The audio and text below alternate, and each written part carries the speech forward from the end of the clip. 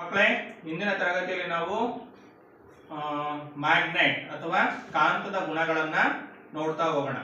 Okay, ಇವಾಗ ಮೊದಲನೇ ಗುಣ, ಕಾಂತದ ಮೊದಲನೇ ಗುಣ ಯಾವುದು ಅಂತಂದ್ರೆ, ಇಲ್ಲಿ ನಾವು ಬೇರೆ ಬೇರೆ ವಿಧದ ಕಾಂತಗಳನ್ನ ತೆಗೆದುಕೊಂಡಿದ್ದೀವಿ. ಇಲ್ಲಿಡಮ್ಮ.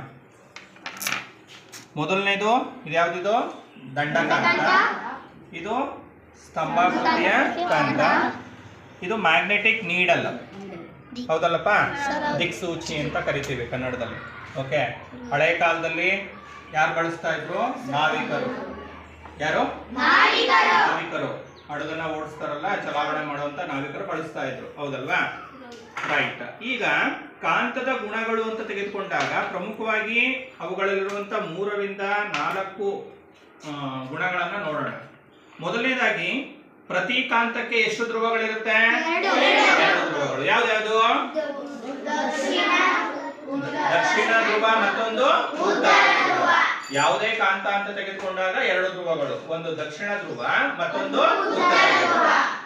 ಎರಡನೇ ಮತ್ತೆ ಮತ್ತೊಂದು ಪ್ರಮುಖವಾದಂತ ಲಕ್ಷಣ ಏನು ಅಂತಂದ್ರೆ, ಇಲ್ಲಿ ಕಾಂತಗಳು ನೋಡ್ರಿ, ಕಾಂತಗಳ ಒಂದು ವಿಶೇಷ ಗುಣಗಳು ಏನು ಅಂತಂದ್ರೆ, ನೋಡಿ ಇಲ್ಲಿ ವೈಟ್ ಇದೆಯಲ್ಲ, ವೈಟ್ ಮಾರ್ಕ್ ಮಾಡಿದ್ದಾರೆ, ಇವು ಉತ್ತರ ಧ್ರುವಗಳು. ಇಲ್ಲದೆ ಇರುವಂತದ್ದು ದಕ್ಷಿಣ ಧ್ರುವ. ನೋಡಿ, ಇವಾಗ ಉತ್ತರ ಮತ್ತು ಉತ್ತರ ಧ್ರುವಗಳನ್ನ ಹತ್ರ ತರ್ತೀನಿ. ಓಕೆ, ಕಾಂತ ಅಂದ್ರೆ ಏನಾಗ್ಬೇಕು? ಅಂಟ್ಕೋಬೇಕು ಅಲ್ವಾ? ಆಕರ್ಷಣೆಯ ಗುಣ ಇರಬೇಕು. ಅಂಟುತ್ತಪ್ಪ ಆನಂದ?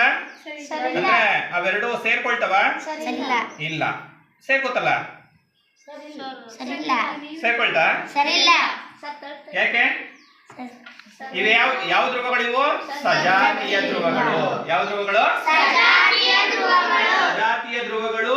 ಆಕರ್ಷಿಸ್ತವ, ವಿಕರ್ಷಿಸ್ತವ? ಏನ್ ಮಾಡ್ತವೆ? ಅದೇ ವಿಜಾತೀಯ ಗುಣಗಳನ್ನ ತಗೊಳ್ಳೋಣ. ನೋಡ್ರಿ. ಓಕೆ, ಇನ್ನು ನಾನು ಕ್ಲೋಸ್ ಆಗೇ ಇಲ್ಲ, ಆಗ್ಲೇ ಬಂದು ಏನ್ ಮಾಡ್ತಾ ಇದೆ? ಸೇರ್ಕೊಳ್ತಾ ಇದೆ, ಹೌದಲ್ವೇನ್ರಿ? ವಿಜಾತೀಯ ಗುಣಗಳು ಆಕರ್ಷಿಸ್ತವೆ, ಸಜಾತೀಯ ಧ್ರುವಗಳು ವಿಕರ್ಷಿಸ್ತವೆ. ನೋಡ್ರಿ, ಎಷ್ಟು ಚೆನ್ನಾಗಿ ಆಟ ಆಡ್ತಾ ಇದಾವೆ, ಬಟ್ ಒಟ್ಟಿನಲ್ಲಿ ಸೇರೋದಿಲ್ಲ, ಹೌದಲ್ವಾ? ರೈಟ್. ಇನ್ನ 3ನೇ ಮತ್ತೊಂದು ವಿಶೇಷ ಗುಣ ಏನು ಅಂತಂದ್ರೆ, ಯಾವುದೇ ದಂಡಕಾಂತವನ್ನ ತೂಗು ಬಿಟ್ಟಾಗ, ತೂಗ್ಬಿಡಪ್ಪ ನಿಧಾನಕ್ಕೆ, ಯಾವುದೇ ದಂಡಕಾಂತವನ್ನ ತೂಗು ಬಿಟ್ಟಾಗ ಅದೇನಾಗುತ್ತೆ? ಯಾವಾಗಲೂ ಉತ್ತರ ದಕ್ಷಿಣಾಭಿಮುಖವಾಗಿಯೇ ಬಂದು ನಿಲ್ಲುತ್ತೆ, ಹೌದಲ್ವಾ? ಇದು ಮತ್ತೊಂದು ಗುಣಲಕ್ಷಣ. ಈಗ ನಾವು ವಿದ್ಯುಚ್ಛಕ್ತಿ ಪಾಠ ಮಾಡ್ಬೇಕಾದ್ರೆ 7ನೇ ತರಗತಿ ಮಕ್ಕಳು ಮ್ಯಾಗ್ನೆಟಿಕ್ ನೀಡಲ್ ಅನ್ನ ನೋಡಿರ್ತೀರ, ಹೌದಲ್ವಾ? ಈಗ ಮ್ಯಾಗ್ನೆಟಿಕ್ ನೀಡಲು ಸಹ ಅಷ್ಟೇ, ಅದ್ರೊಳಗಡೆ ಇರ್ತಕ್ಕಂಥದ್ದು ನೀಡಲ್ ಸಹ ಯಾವಾಗಲೂ ಯಾವ ದಿಕ್ಕಿನಲ್ಲಿ ಬಂದು ನಿಲ್ಲುತ್ತೆ? ಉತ್ತರ ದಕ್ಷಿಣವಾಗಿಯೇ ಬಂದು ನಿಲ್ಲುತ್ತೆ, ಹೌದಲ್ವೇನ್ರಿ? ಉತ್ತರ ದಕ್ಷಿಣವಾಗಿಯೇ ಬಂದು ನಿಲ್ಲುತ್ತೆ. ಆದ್ರೆ ಇವಾಗ ಉತ್ತರ ದಕ್ಷಿಣವಾಗಿ ಬಂದು ನಿಂತಿದೆ. ಇವಾಗ ಏನ್ ಮಾಡ್ತಾ ಇದ್ದೀನಿ? ಅದ್ರ ಹತ್ರ ನಾನೊಂದು ಮತ್ತೊಂದು ಮ್ಯಾಗ್ನೆಟ್ನ ತಗೊಂಡು ಹೋಗ್ತೀನಿ. ಏನಾಗುತ್ತೆ ನೋಡಿ? ಡಿಫ್ಲೆಕ್ಸ್ ಆಗ್ತಾ ಇದೆಯಾ? ಡಿಫ್ಲೆಕ್ಟ್ ಆಗ್ತಾ ಇದೆಯಾ? ಅದೇ ರೀತಿ ಇನ್ನೊಂದೆರಡು ತಗೊಂಬರೋಣ. ಏನಾಗ್ತಾ ಇದೆ? ಅದರ ಡಿಫ್ಲೆಕ್ಷನ್ ಜಾಸ್ತಿ ಆಗ್ತಿದ್ಯಾ, ಕಡಿಮೆ ಆಗ್ತಿದ್ಯಾ? ಜಾಸ್ತಿ ಆಗ್ತಿದೆ ಅಲ್ವಾ? ಯಾಕೆ ಈಗ ಈ ರೀತಿ ಆಗತ್ತೆ ಅಂತಂದ್ರೆ, ಒಳಗಡೆ ಇರ್ತಕ್ಕಂಥ ನೀಡಲ್ ಇದೆಯಲ್ಲ, ಅದು ಸಹ ಒಂದು ಮ್ಯಾಗ್ನೆಟ್. ಆ ಕಾರಣದಿಂದ ಅದೇನಾಗುತ್ತೆ ಅಂದ್ರೆ ಚದುರುತ್ತೆ, ಅಂದ್ರೆ ಡಿಫ್ಲೆಕ್ಟ್ ಆಗುತ್ತೆ. ಓಕೆ, ಈಗ ಕೊನೆಯ ಪ್ರಮುಖವಾದಂಥ ಗುಣವನ್ನು ನೋಡೋಣ. ಇನ್ನು ಅನೇಕ ಗುಣಗಳಿದೆ, ಇನ್ನೊಂದು ಗುಣವನ್ನು ನೋಡೋಣ. ಇವಾಗ ಇಲ್ಲಿ ನಾನು ಕಬ್ಬಿಣದ ಪುಡಿಯನ್ನು ತೆಗೆದುಕೊಂಡಿದ್ದೀನಿ, ಆಯ್ತಾ? ಕಬ್ಬಿಣದ ಪುಡಿಯನ್ನು ತೆಗೆದುಕೊಂಡಿದ್ದೀನಿ.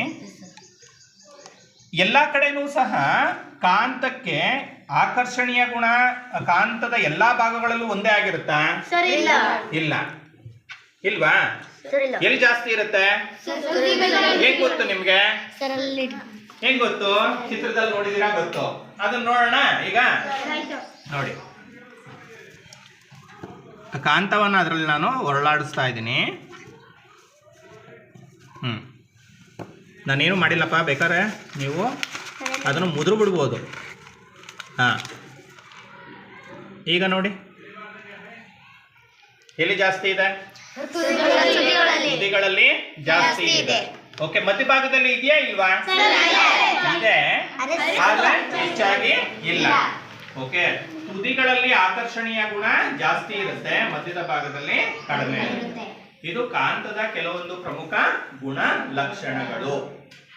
ಆಯ್ತಾ? ಕಾಂತ ಯಾವಾಗ ತನ್ನಲ್ಲಿರುವಂತ ಗುಣವನ್ನ ಕಳೆದುಕೊಳ್ಳುತ್ತೆ ಅನ್ನೋದೇ ಆದ್ರೆ, ಮೊದಲನೇದು ಮೇಲಿಂದ ಎತ್ತಾಗ್ದಾಗ, ಎತ್ತರ ಸ್ಥಾನದಿಂದ ಬಿದ್ದಾಗ ಅದರಲ್ಲಿರುವಂತ ಕಾಂತತ್ವನ ಸ್ವಲ್ಪ ಕಳ್ಕೊಳ್ಳುತ್ತೆ. ಬಿಸಿ ಮಾಡಿದಾಗ ಕಳ್ಕೊಳ್ಳುತ್ತೆ. ಇದನ್ನ ಬಿಸಿ ಮಾಡಬಾರ್ದು. ಓಕೆ, ಶಾಖ ಕೊಟ್ಟಾಗ ಕಳ್ಕೊಳ್ಳುತ್ತೆ. ಆಮೇಲೆ ನೋಡಿ, ಇವೆರಡು ಕಾಂತಗಳ ನಡುವೆ ಈ ಪೀಸ್ ಅನ್ನ ಇಟ್ಟಿದ್ದಾರೆ. ಓಕೆ, ಇದು ಕಾಂತ ಅಲ್ಲ. ಯಾಕೆ ಇಟ್ಟಿದ್ದಾರೆ ಅಂತಂದ್ರೆ, ಒಂದಕ್ಕೊಂದು ತಾಗ್ದಾಗ ಅಥವಾ ಬಿದ್ದಾಗ ಅದು ಕಾಂತತ್ವವನ್ನ ಕಳ್ಕೋಬಾರ್ದು ಅಂತ ಇಟ್ಟಿದ್ದಾರೆ. ಅರ್ಥ ಆಯ್ತಾ? ಆಮೇಲೆ ದೊಡ್ಡದಾದಂತ ವಸ್ತುಗಳನ್ನ, ಭಾರವಾದ ವಸ್ತುಗಳಿಂದ ಒಡೆದಾಗ್ಲು ಅದು ಏನ್ ಮಾಡುತ್ತೆ? ತನ್ನ ಕಾಂತತ್ವವನ್ನ ಕಳ್ಕೊಳ್ಳುತ್ತೆ.